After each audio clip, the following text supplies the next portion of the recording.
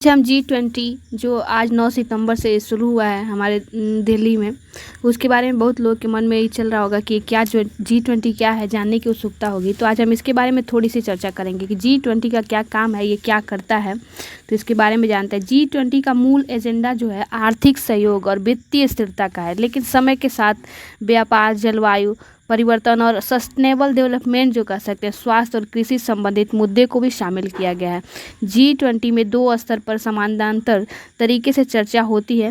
पहले स्तर को फाइनेंशियल ट्रैक कहते हैं, जिससे बातचीत का काम वित्त मंत्री संभालते हैं और साथ ही इस बैठक में केंद्रीय बैंक के गवर्नर भी शिरकत करते हैं।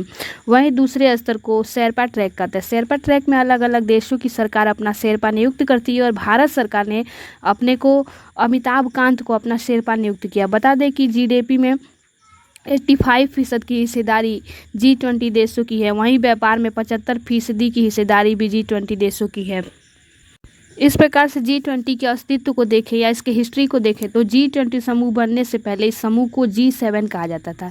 इस ग्रुप में America, Canada, Germany, Italy, France, Japan और ब्रिटेन देश शामिल थे, लेकिन 1998 में इस समूह का विस्तार कर रूस को भी सदस्य बना लिया गया। इसके बाद इस समूह को G8 के नाम से जाना जाने लगा। इसके बाद 1999 में G8 की बैठक के इस समूह को बढ़ाकर G20 बनाने का फैसला लिया गया और इसी साल बर्लिन में हुई बैठक का आयोजन हुआ, जिसमें से 20 को आधिकारिक रूप से बना दिया गया। साल 2007 में आए वैश्विक आर्थिक वित्तीय संकट के बाद G20 संगठन को राष्ट्र प्रमुखों के स्तर का बना दिया गया और G20 में हुए इस बदलाव के बाद समूह की पहली बैठक अमेरिका के वाशिंगटन DC में आयोजित हुई। इसके बाद इस समूह की वैश्विक अहमियत समझते हुए हर साल इसकी बैठक की जाने लगी। G20 बैठक की जो अध्यक्षता है हर साल अलग अलग देश करते हैं। पिछले साल यानी 2022 में G20 की अध्यक्षता इंडोनेशिया के पास थी। इसके बाद इस साल 2023 को अध्यक्षता भारत को सौंपी गई और अगले साल यानी 2024 को ब्राज़ील को सौंपी गई है।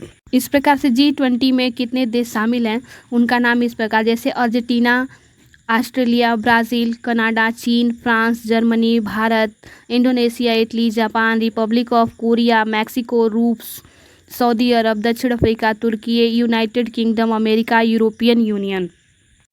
इस प्रकार से G20 में नए देशों को भी आमंत्रित किया जाता है। तो इस साल भारत ने भी G20 की बैठक में 20 सदस्यों के देशों के अलावा के अन्य भी कई देशों को आमंत्रित किया। जैसे कि भारत ने 9 देशों को आमंत्रित किया। भारत ने बांग्लादेश, मिस्र, Mauritius, Netherlands, Nigeria, Oman, Singapore, Spain और UAE को G20 की बैठक में आमंत्रित किया। इसके अलावा United Nations, International Monetary Fund, World Bank, World Health Organization, World Trade Organization जैसे संगठन को भी G20 में नियमित रूप से आमंत्रित किया गया है।